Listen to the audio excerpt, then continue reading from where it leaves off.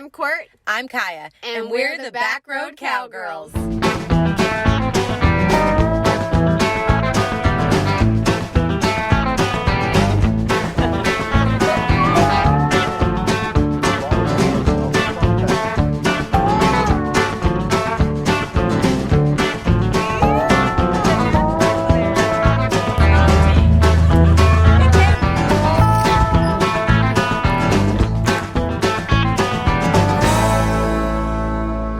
I'm family walking my family life.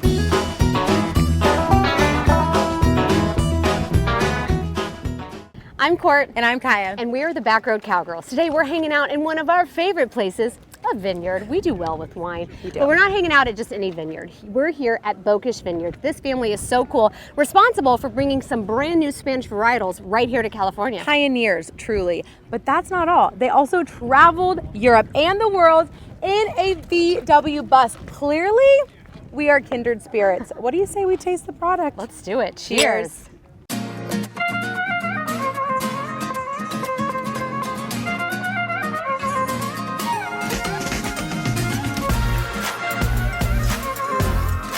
My family emigrated into the United States back in 1966 when I was 2 years old, and we moved to California.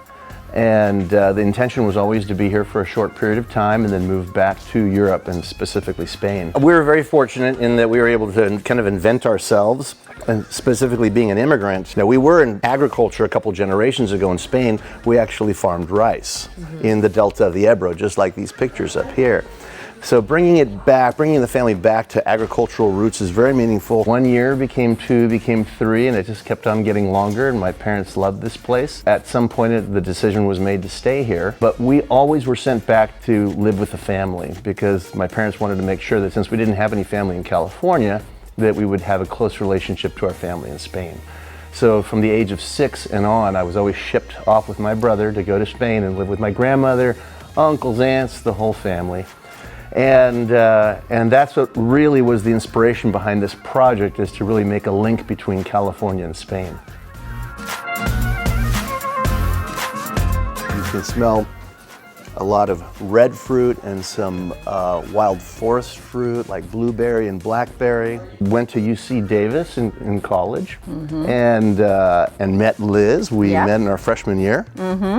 We met in our freshman year, but didn't really get to know each other really well until we were just leaving Davis. A man without borders, I call you. You know, growing up, being born in Germany, moving to California, going to Spain in the summers, the world is just open to you. And so there was no question in your mind about taking these Spanish varieties and putting them into California soils. That was just, why not, you know? Why not knit together the two worlds, you know? And yeah, there was a question in the federal government's mind. Yeah, yeah, that's true. I don't want to call ourselves grandparents, but we're the pioneers of bringing Spanish varieties to California. But we have been called grandparents. Yeah, we have. Oh, you're the grandparents. You brought the Spanish varieties over. Yeah.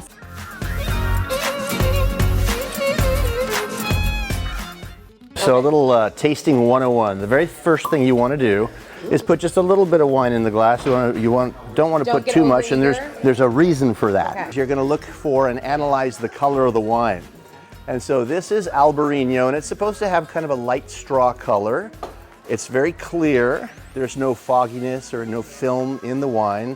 So that will get a very good score just for looking at the wine. The next thing you want to do is you're going to want to see what the aromatics are. And for that, you have to swirl the glass. Now, a wine glass is built the way it is to increase the surface area of the wine as you swirl, so you volatilize a lot of the aromatic compounds. So that allows it to be more detectable, all of the aromatics, all the flavors. So much more fragrant. Yeah. So the other thing you do when you do that is you keep the glass still, and the glass, particularly with the reds that have higher alcohol, will develop these legs, these basically glycerol legs that go back down into the wine, and that gives you an idea of the alcohol in the wine. So if there's a lot of legginess to the wine, that means that the alcohol is probably upwards of 14%. If there's very little like this, you're probably closer to 12. When you taste, trying to get those flavors, you want to even breathe a little bit of air through your teeth because you're bubbling the wine, and again, you're volatilizing all those compounds. Okay, so You don't want to gargle with it, but you do want to kind We of did have swirl it someone around. tell us that it's not mouthwash. Yeah. Courtney yeah, learned that I lesson. thought maybe I was supposed to spit it, and he said, please don't. I was like, okay. Okay, now I have another question. Yeah. I see some people drink their wine and then pour some out. Is it unclassy if I always drink all of my wine? I drank all mine. Was I not supposed to? I did too. No, it's not unclassy at all. You can drink the whole thing, you can pour it out. If you're double fisting it though, that's a little, I don't know, that might be pushing the ticket a bit too far. See you later, just turn the other way and pretend it's not happening. Yeah, exactly.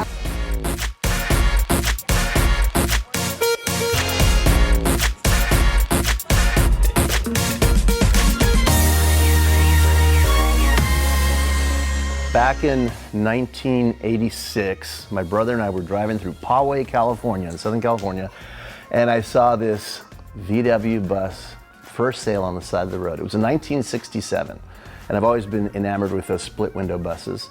And that was way before it became like the quintessential vehicle that is now advertised everywhere. Yeah, that was back in the 80s. That was back in the 80s. And so bought it in 86, and then Liz and I restored it in 1991.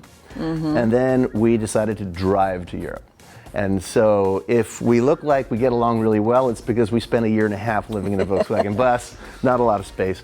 So we drove all the way to New York and stuck it on a boat, freighted it over to England, picked it up in the port of Southampton before there was the channel, put it on another ferry, made it to France, and then drove it down to Spain, where we got our jobs and we worked for a year. After a year of working, then we spent 6 months living and driving from wine region to wine region all over Spain, Portugal, France, Italy, Austria, the Czech Republic. Yeah. And just spent 6 months learning about wine. It was quite a journey, and we still like to take our VW bus out for overnight getaways nearby. When you get into that bus and you hear the hum of the engine and there's no air conditioning, you put the windows down and it's just like life slows down a little bit, and it's just about the journey. You start looking out the window and you see things you haven't seen because you're always just zooming so fast. And it's even so loud you can't really put the radio on, so it's just like a different experience altogether.